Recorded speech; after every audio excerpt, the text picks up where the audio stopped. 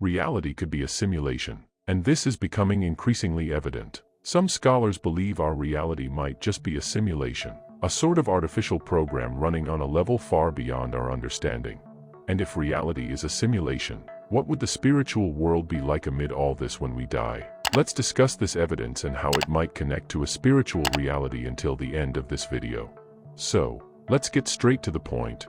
Modern science, as advanced as it is, still faces significant challenges in trying to explain the nature of reality. The simulation hypothesis, for example, is not something that can be proven with traditional experiments, but some discoveries are beginning to challenge the physical laws as we know them. Have you heard of error-correcting code patterns found in the universe's structure? It sounds like something out of a sci-fi movie, but scientists have noticed that at some levels, reality exhibits mathematical behaviors reminiscent of systems used in programming. Physicist James Gates found mathematical patterns resembling error-correcting codes used in computing within string theory. This suggests that the structure of the universe might function like a computer program. Quantum mechanics also reveals phenomena that defy classical laws. Quantum entanglement, where particles can be instantaneously connected regardless of distance, challenges the notion of locality and communication limited by the speed of light.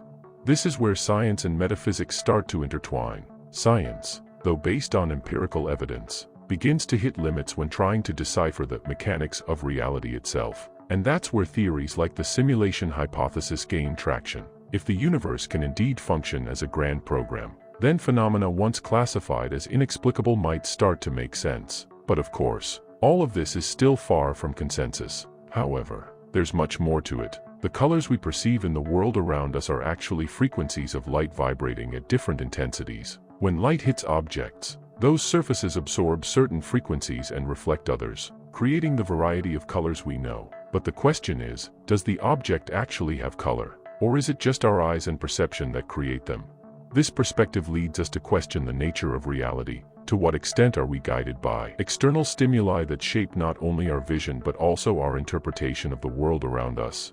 After all, what happens when we change the frequency of the colors we see? What if by adjusting these elements, we could alter our life experience? This leads us to think that in a simulation, everything is interconnected, and each detail serves a greater purpose. The next evidence strongly supports this.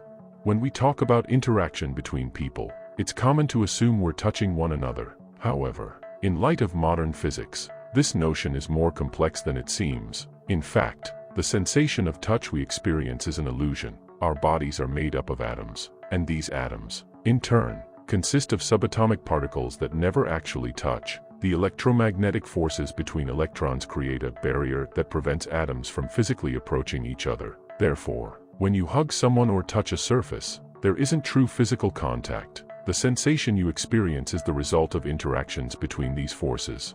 If touch is just an illusion, what other sensory experiences might also be misleading? One could argue that we are, in fact, interacting with projections created to engage us in the reality we live in, leading us to question the authenticity of our experiences. And where does the spirit fit into all this? That's what we're going to talk about now. But before that, please give a like to our video if you've enjoyed it so far. It won't take much of your time or effort and will help us continue creating content for the channel. Deal.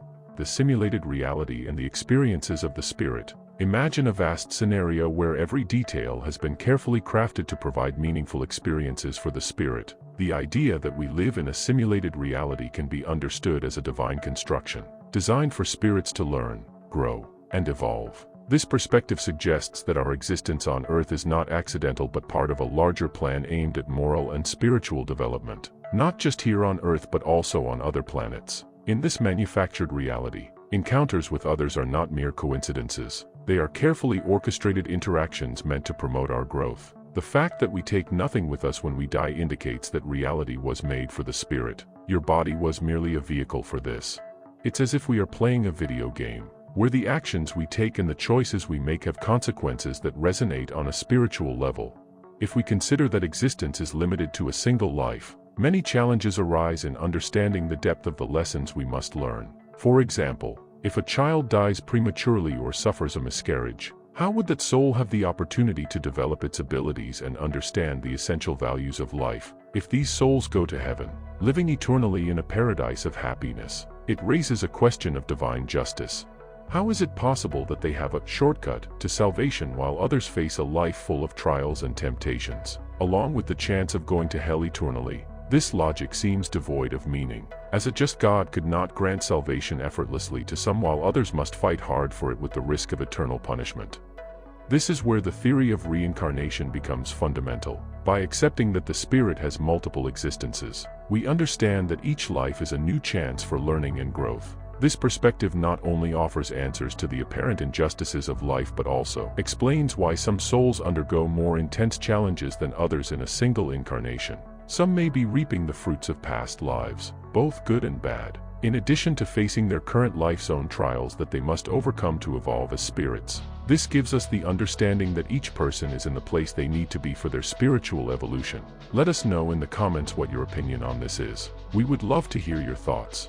For us on this channel, in this context, reincarnation offers a more balanced view. All souls have the opportunity to learn and evolve in different circumstances, allowing each one to find their way back to the light, no matter how challenging the journey may be and how many times they may fall or sin. Share your opinions in the comments, as we want to know what you think. If you felt touched by this content, share the video with friends or in spiritual groups you belong to. That way, we can continue this profound conversation together. And don't forget to subscribe to the channel and turn on notifications to receive more insights about what it truly means to live and evolve. See you in the next video.